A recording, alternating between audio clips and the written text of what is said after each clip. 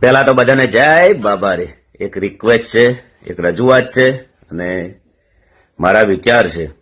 આ એક સલાહ નથી. તો કહેવા માંગુ છું કે ગેનીબેન એમ કહે છે કે ડીજે બિલકુલ વગાડવાનું નથી. અલ્પેજી સાહેબનું કહેવું એવું છે કે ઘરે ડીજે વગાડો. તો કોઈને નાત બહાર કાઢવા જવા માટે મિટિંગ કરવાની જરૂર નથી. કોઈના કંડડ લેવા જવાની જરૂર નથી. તમે બધા ભેળા થો. કોઈ બી સારા નિર્ણય લો વ્યવસ્થિત રીતે તો બંધારણનું પાલન પણ ખૂબ આગળ જાય અને આવું બધું ના થાય. ચંડીસરમાં પણ લાઈવ પ્રોગ્રામ થયો છે, તમને બધાને ખબર જ છે. તો એ ટાઈપનું એક સારું આયોજન કરો તો બંધારણનું ખૂબ પાલન થાય. અને ન્યાયની વાત કરીએ તો એક મોટું ષડયંત્ર રમણું છે મારા પાસે. અત્યારે બી કહું છું, અમારા ગામમાં પણ બહુ મોટો વિખવાદ થયો છે. હવે સોગન ઉપર વાતો આવી ગઈ છે. અને બીજું કે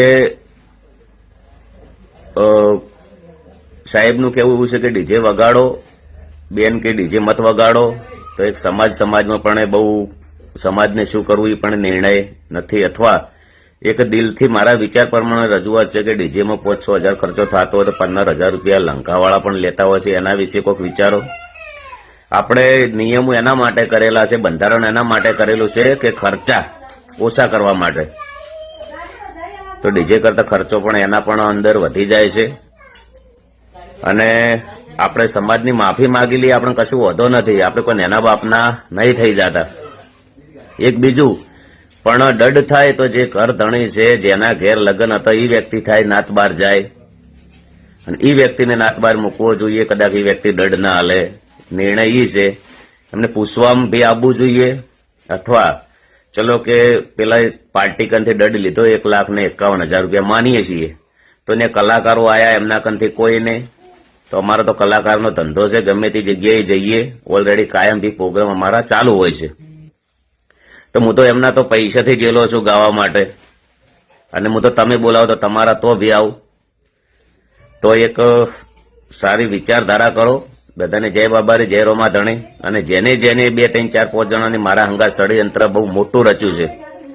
તો કદાચ ઓય અંધારું હશે પણ કુદરતના ઘેર અંધારું નથી.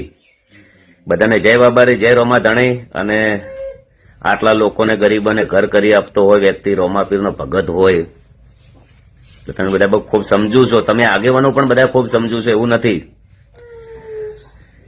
અને જેથી બહુ મારા હંગા તો ખૂબ ખોટું થયું જ છે. હવે તમને કહેવા માંગુ છું કે તમે કેટલી જગ્યાએ મિટિંગ કરશો. એટલે બંધારણ માટે કોઈ સારા નિર્ણય લો, બધા વિચારો. પછી તમારે કરવું ના વિચારવું એ બધી તમારી મરજીની વાતો છે. તમે તમારા મરજીના માલિકો છો. બધા ભેળા થઈને જે કરવું એ કરો. પણ મેં મારા વિચાર રજૂ કર્યા છે. અને આજના દાડા સુધી સમાજમાં મિટિંગ અમે બધા આવ્યા છે. ફાળા બી ઘણા આલેલા છે.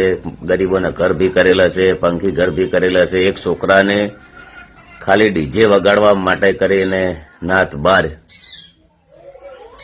આ તો કોઈ તો બધાને જય બાબારી, જય રોમા ધણિયા મારા વિચાર છે. ને એકવાર વિડીયો આવ્યો બધાએ શેર કરી દેજો એટલે બધા આગેવાનો કન પણ વિડીયો પોકે.